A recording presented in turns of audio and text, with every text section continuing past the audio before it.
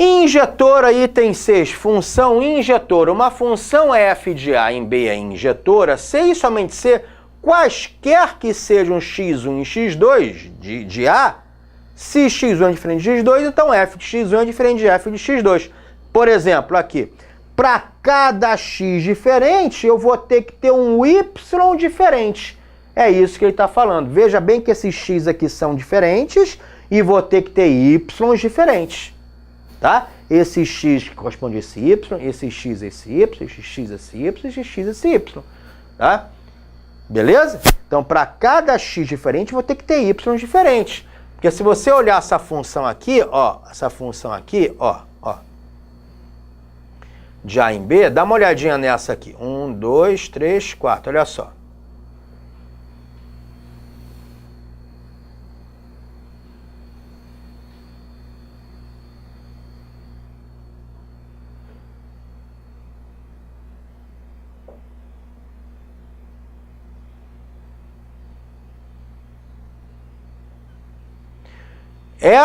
Isso aqui é a função? É, porque para todo x eu só tenho um y, beleza? Para esse x aqui eu só tenho esse y, para esse x aqui eu só tenho esse y, para esse x aqui eu só tenho esse y, para esse x eu só tenho esse y. Mas para x diferente, olha aqui, vamos botar aqui, ó, x1, x2, x3, x4. Tá. Aqui, x1 é diferente de x2, que é diferente de x3, que é diferente de x4. Só que note que aqui, vamos botar aqui y1, y2, y3, né? Aqui eu tenho, ó, que o x1 e o x2 levam ao mesmo y, tá? Levam ao mesmo y. Então aqui, ó, f de x1 é igual a f de x2, né? A função, a f de x1 leva a y1, f de x2 também leva a y1, né? Que é igual a y1, tá vendo? Não pode. Então aqui eu tenho x1 diferente de x2, porém, esse x1 e x2 levam ao mesmo y. F de x1 é igual a f de x2, que é igual a y1, não pode. Não pode, tem que ser diferente aqui, ó, vamos supor que aqui fosse, ó, x1 e aqui x2. Levou a y1 e y2, diferentes, tá vendo?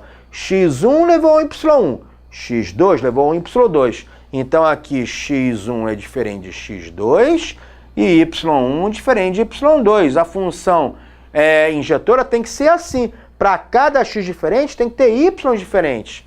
Então essa é injetora. Essa daqui não seria injetora. Não é injetora. Viu a diferença? Não é injetora. Tá bom? Não é injetora. Então, essa é a definição de função injetora. Tá bom? Vamos ver a definição 7? Vamos lá. 7. Cadê a 7? Vai ser o quê? A função bijetora bi2. Então, a função bijetora ela é uma função que ela é sobrejetora e injetora ao mesmo tempo. Ela é as duas coisas. Ela é injetora e sobrejetora. Ela é as duas coisas. Ela é as duas coisas ao mesmo tempo, bijetora. Então, por exemplo, esse exemplo aqui, para todo x, eu tenho um único y. Mas veja bem, para todo x corresponde a todo y. Nesse caso aqui, a imagem é igual ao contradomínio. Olha aqui, a imagem de f é igual a b, tá vendo? A imagem de f é igual a b, a imagem é igual ao contradomínio. Então, ela é sobrejetora. E mais do que isso, para cada x diferente, ela vai ter um y diferente. Ó, x1 diferente de x2 diferente de x3, que corresponde ao y1 diferente de y2 diferente de y3. Então, ela é sobrejetora e, ao mesmo tempo, injetora. Ela é sobrejetora porque a imagem é igual ao contradomínio e ela é injetora porque, para cada x diferente, corresponde a y diferente. Como ela é as duas coisas, ela é chamada de função bijetora. Beleza? Função bijetora. Essa aqui é a definição de função bijetora. Ok? Então, você vai ter que saber a definição de função. Vamos lá. Função, definição de domínio, definição de imagem, definição de contradomínio, definição do que seja função sobrejetora, injetora e a bijetora, que são as duas, né? Então, quer dizer, no fundo você tem que saber que é sobrejetora e injetora, né? Você tem que dominar bem qual é a definição de sobrejetora e injetora, porque a bijetora é que são as duas ao mesmo tempo, é que são as duas coisas ao mesmo tempo. Não é uma função que seja sobrejetora e injetora ao mesmo tempo, ela é bijetora, beleza? ok? E não adianta, e não precisa me alongar muito mais não, porque para o concurso de vocês é por aí mesmo, tá? Vai explorando isso daí mesmo, sem grandes mais formalismos matemáticos, tá? Ok? Mas antes de ver a função inversa, tá? Deixa eu pegar um quadrinho branco aqui. Olha só, imagina que eu tenho essa função aqui, ó. Essa função aqui. Y é uma função de x que é igual, ó, cuidado com esse tipo de função aqui, ó. Raiz quadrada de 7 menos x, tá? Mais, vamos botar 1 sobre raiz quadrada de x menos 3, tá bom? E eu quero o domínio dessa função.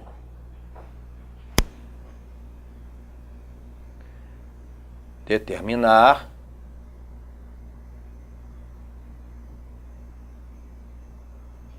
o domínio da função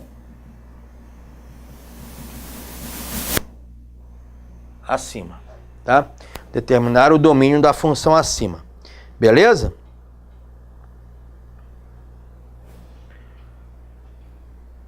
Sabendo que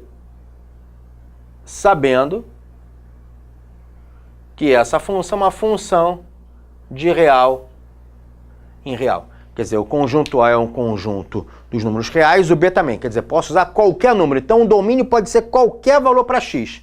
Tá? O que é domínio mesmo? Os valores de x. Os valores de x. Né? Então, no fundo, eu estou perguntando quais são todos os valores de x que satisfazem essa função aí.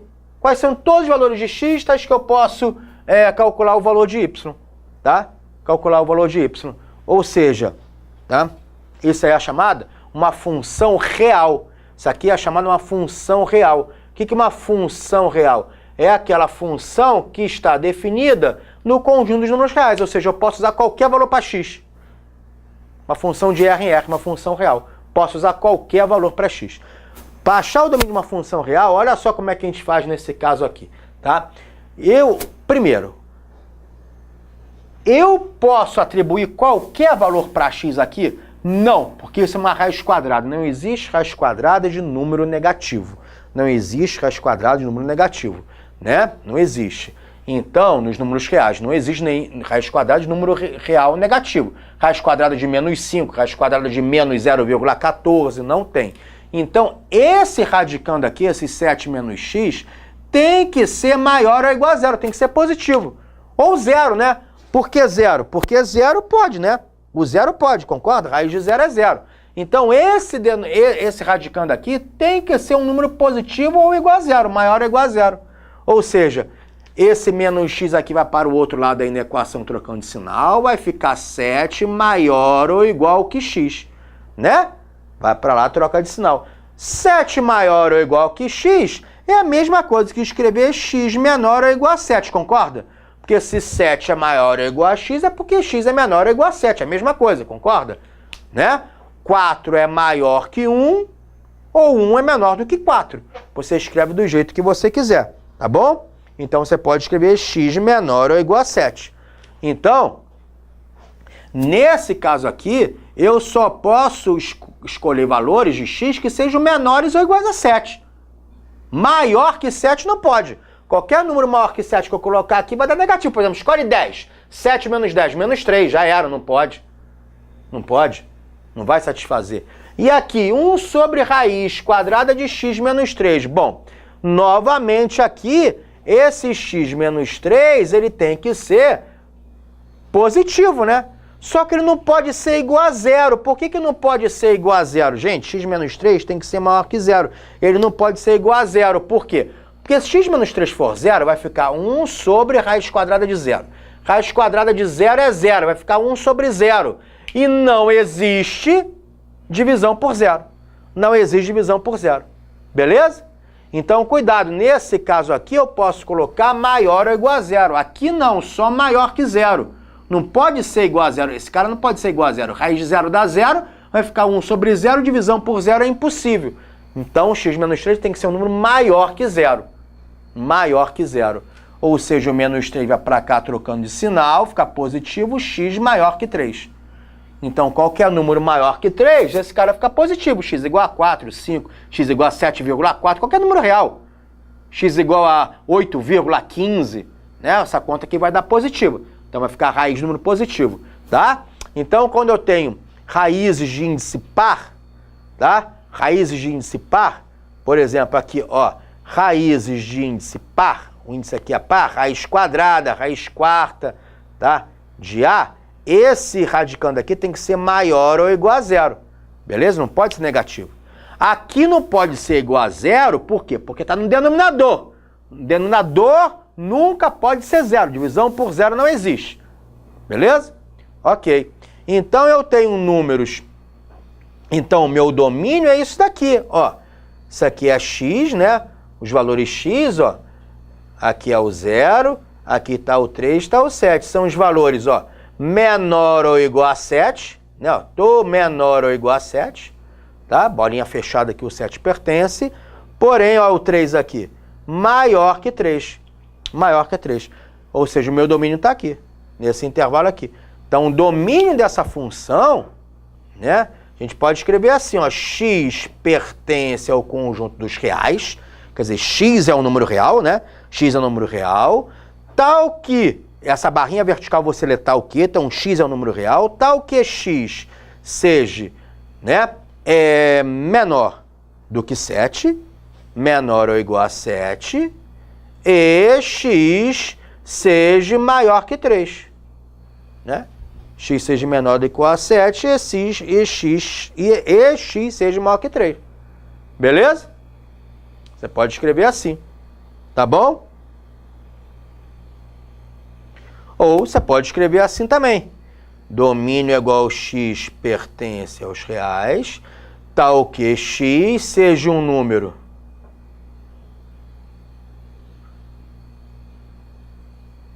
maior que 3, porém menor ou igual a 7. Também pode. Também pode escrever. Também pode escrever. Tá? As duas maneiras estão corretas.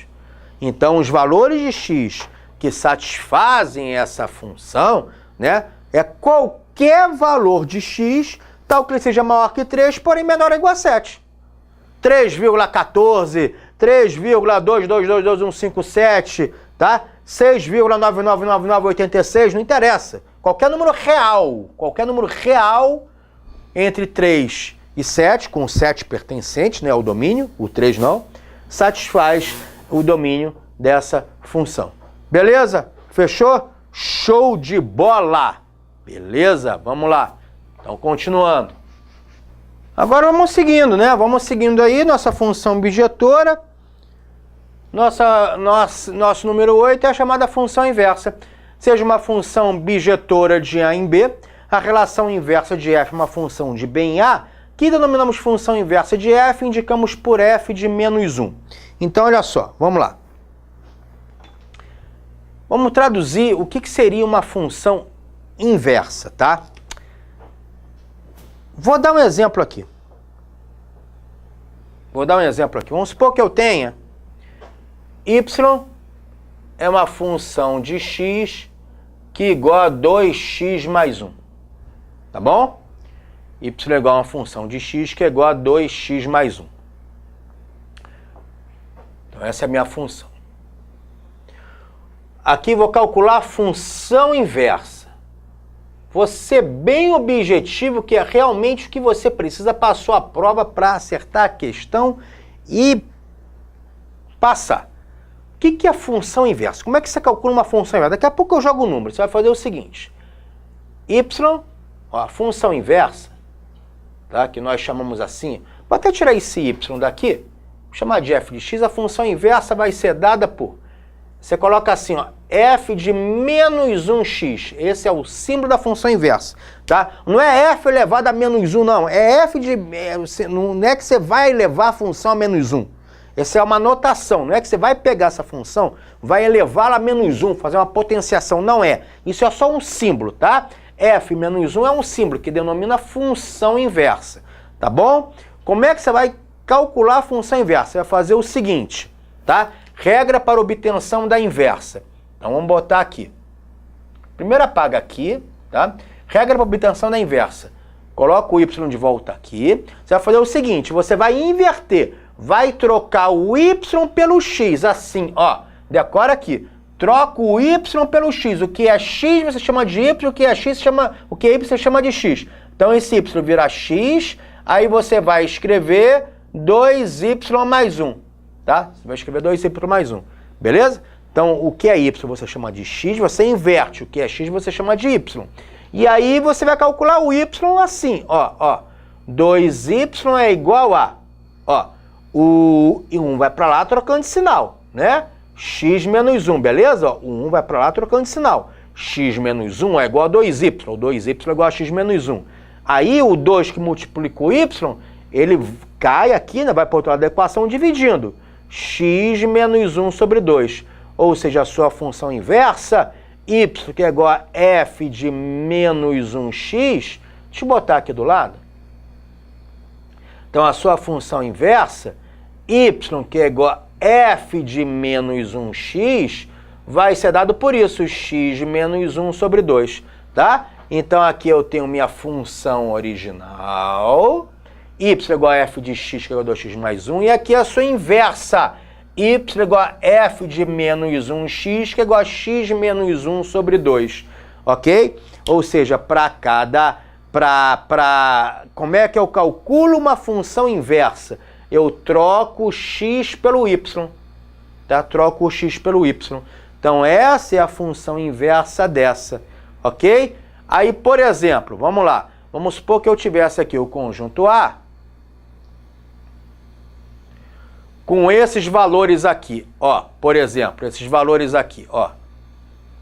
X igual a 2, x igual a 4, x igual a 5, x igual a 6. Pronto. E aqui o B. Vamos lá. Para x igual a 2, 2 vezes 2, 4, mais 1, 5. Para x igual a 4, 2 vezes 4, 8, mais 1, 9. Para x igual a 5, né? 2 vezes 5, 10, mais 1, 11. Para x igual a 6, 6 vezes 2, 12, mais 1, 13. Né? Mais 1, 13. Então, eu teria isso aqui. Para x igual a 2, o y é 5. Para x igual a 4, y é 9. Para x igual a 5, y é 11. Para x igual a 6, y é 13. Né? Essa relação aí. Beleza? Ok? Tudo bem? Vamos ver lá na inversa? Vamos ver lá a inversa? Vamos supor que agora, ó, AB. Vamos supor, ó, isso aqui são os valores x, né? São os valores x que eu estipulei, não é isso? E esse aqui são os valores y. Beleza? Tá? Agora vamos supor que aqui eu coloque como valores x esse y aqui. Eu não troquei? O que era y eu não chamei de x, o que é x eu não chamei de y, então eu vou fazer aqui. O que eu chamei de y aqui, vou chamar de x aqui, tá? Vou chamar de x. 5, 9, 11, 13. Eu não troquei, eu não inverti, o que era y eu não chamei de x, o que é x eu não chamei de y, então eu vou inverter. O que é y aqui, vou chamar de x aqui, tá? Virou o meu conjunto A, né? Beleza? E aí, vamos ver o que vai dar?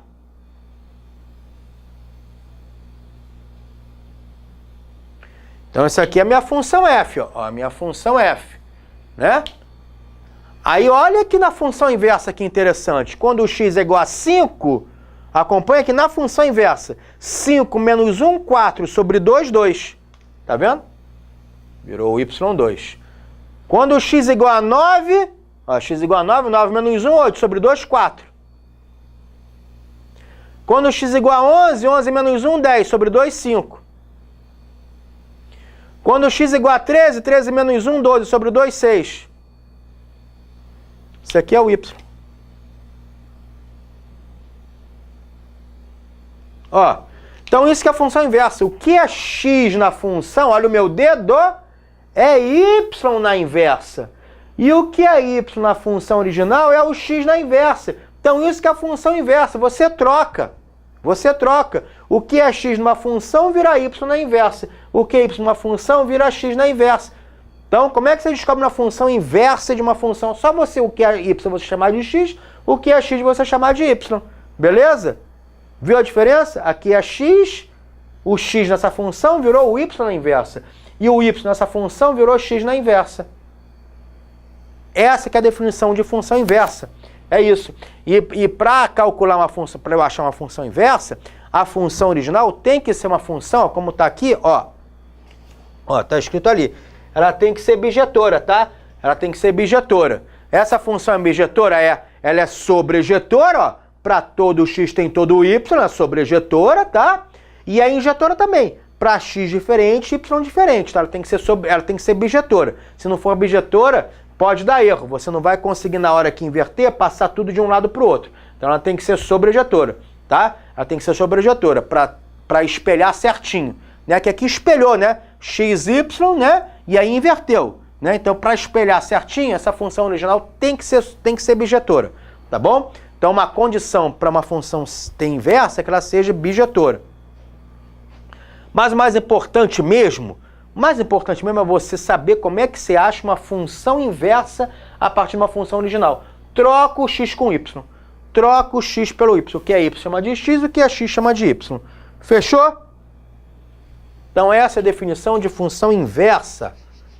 E a denominação é f-1, né? Como já tínhamos visto. Beleza? Função inversa. Nosso exemplo. Opa, pulei aqui. E aí, nona teoria aí, né, da função composta. O que seria a função composta? Bom, função composta, gente, é uma função dentro da outra. É uma função dentro da outra. Então, olha só. Vamos lá, uma função dentro da outra. Separa aqui, tá? E vamos lá. Vamos supor que eu tivesse uma função f de x igual a 2x mais 1, tá? E a função, vamos chamar g de x, para não falar f de x novo, uma outra função g de x, tá? A gente pode botar assim f de x, g de x, que interessa que é uma função de x. Não necessariamente tem que ser a letra f, né? F de x é mais comum, mas se eu quero mostrar uma função diferente, para não botar f de x também, a gente chama de g de x. G de x igual a 4x, por exemplo, tá? 4x. Duas funções aí. O que seria a função fog, como está aqui, ó, fog de x? Que é isso? Né? Que você lê f composta com g. Tudo bem, f composta com g é o fog de x. Você pode falar assim também, f composta com g é o fog de x. O que significa isso, fog de x? Isso daqui nada mais é um simbolismo matemático da função g de x dentro da f. Ó, é f de g de x, quer dizer, é g de x dentro da f. É a g de x dentro da f. Você escreve assim, a g de x dentro da f. Você vai escrever desse jeito. A g de x, f de g de x, ou seja, a g de x dentro da f. Então esse x aqui é g de x, quer dizer, olha só, você vai pegar essa g de x, que é 4x, e vai colocar aqui dentro, tá vendo? F de g, não é mais f de x, é f de g de x. Traduz isso. É um simbolismo matemático para dizer que a g de x está dentro da f. Tá? Então é f de 4x.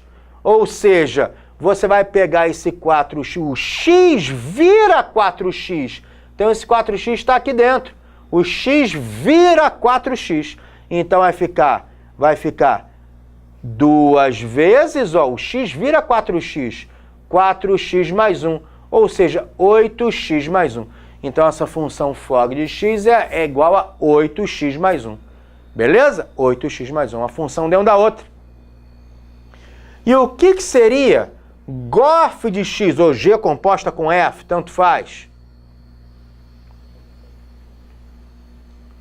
Gof de x é g de f de x, ou seja, é a função f dentro da g. Então apaga essas setinhas aqui, apaga essas setinhas aqui. Então você vai botar a função f dentro da g. Assim, ó, f de g de f de x, a função f dentro da g. Então esse cara aqui está aqui dentro, ou seja, você vai substituir o x por 2x mais 1.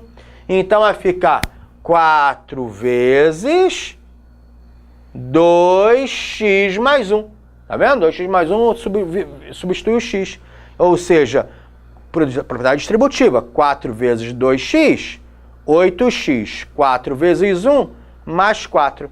Então a FOG de x é 8x mais 1. A GOF de x é 8x mais 4. Como eu falei, FOG de x é a mesma coisa que f de g de x e GOF de x é g de f de x, como eu escrevi aqui, né? Como eu escrevi aqui, tá? Isso é função composta. É uma dentro da outra, beleza? É uma função dentro da outra. É uma função dentro da outra. Ok? Beleza? Podia aqui dar 1000 exemplos sobre isso daí, tá? Então, por exemplo, aqui, ó. Porque quando eu tenho, por exemplo, assim, ó, y igual a 3x mais 2, né? Quando x é igual a 2, qual o valor de y? 3 vezes 2, 6, mais 2, 8, não é isso? Ou seja, y é igual a f de x, olha só, f de x que é igual a 3x mais 2. Eu posso substituir o x por um número, por exemplo, aqui. Quando x é igual a 2, y é 8, né? 3 vezes 2, 6, mais 2, 8. Então a gente pode escrever assim, ó, y é igual a f de 2. O que significa f de 2? Substituir o x pelo 2, pô, não é isso? Substituir o x pelo 2. 3 vezes 2, 6, mais 2, 8, né? 3 vezes 2, 6, mais 2, 8. Substitui o x por um número. Aqui eu não, na função composta, eu não estou substituindo o x por um número. Estou substituindo o x por outra função. É uma função dentro da outra. Não é um número dentro de uma função. É uma função dentro da outra. Aqui não. Aqui quando eu coloco x igual a 2, f de 2 significa 3 vezes 2 mais 2, né? Estou substituindo o x pelo 2. Ok? Aqui não. Aqui quando eu faço, por exemplo, f de g de x, estou substituindo o x por uma função. Então aqui eu vou substituir pelo 4x, né? F de 4x. Por isso que 2x mais 1, 2 vezes 4x mais 1. E aqui é g de f de x, g de 2x mais 1. Então peguei o 2x mais 1 e substituí no x, no valor de x. Estou substituindo dentro da função g de x, estou colocando uma função dentro dela. Então ficou 4 vezes, olha a seta, 2x mais 1. Beleza? Ok? Então essa é a diferença. Então isso que é a função composta. Ok? Agora eu vou pegar um quadrinho branco aqui que eu quero mostrar uma coisa para vocês. Vamos lá, agora olha só. Olha esse gráfico aqui. Imagina que eu tenho esse gráfico de uma função y é igual a uma função de x qualquer, que tem uma representação matemática qualquer, que eu não sei qual é, tá? Mas só sei que tem esse gráfico aqui, né? E esse gráfico aqui, ele começa nesse ponto, termina nesse ponto. Tá? Que ponto é esse daqui, hein? Que ponto é esse daqui? Que ponto é esse daqui? Que eu vou chamar ponto P1 e aqui ponto P2, né? Que ponto P1 é esse? Esse ponto P1 corresponde a x igual a 1, y é 7, chamado par ordenado, né? O eixo x aqui é o zero. Números à direita do zero positivo, números à esquerda do zero negativo.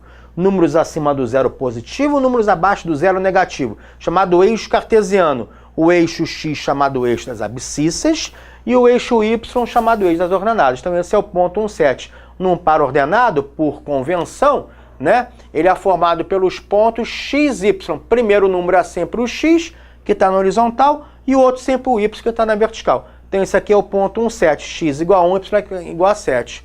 O ponto P2 é o ponto 4, 7. X igual a 4, 7, perdão, desculpa. X igual a 4, y2, 4, 2, né? X igual a 4, y é igual a 2, tá bom? Ora, então qual é o domínio dessa função? Dado um gráfico, você tem que saber o domínio, né? Ora, o domínio, não falei que são os valores de x que corresponde ao y? Então o domínio dessa função vai ser igual, né? O domínio vai ser x pertencente aos reais, tá? Aqui considerando, né? Quando não fala nada, você sempre considera o conjunto dos reais. considerando o conjunto dos reais, então x pertence aos reais, tal que o x, né, vai ser um número pertencente ao intervalo. Se a bolinha está fechada, significa que o 1 e o 4 pertencem ao domínio, né? Beleza? E a imagem são os valores de y pertencente aos reais, tal que, né, corresponde a esses valores de x. Para x no intervalo de 1 até 4, vai corresponder o y em que intervalo, né? Vai corresponder o y no intervalo de 1 até 5, né? De 1 até 5. De 2 até 7. De 2 até 7. Ok? Beleza? Então, ó, quando o x varia de 1 até 4, o y está variando de 2 a 7. De 2 a 7. Ok? Beleza? Corresponde a esse intervalo aí. Tá? A variação de x de 1 até 4, os valores de x de 1 até 4, correspondem aos valores de y de 2 até 7. De 2 até 7. Então, esse é o domínio e essa é a imagem. Note que na imagem aqui, eu coloquei y, né? Eu coloquei y. Y pertence aos reais, tá? Tal que y está entre 2 até 7. Beleza?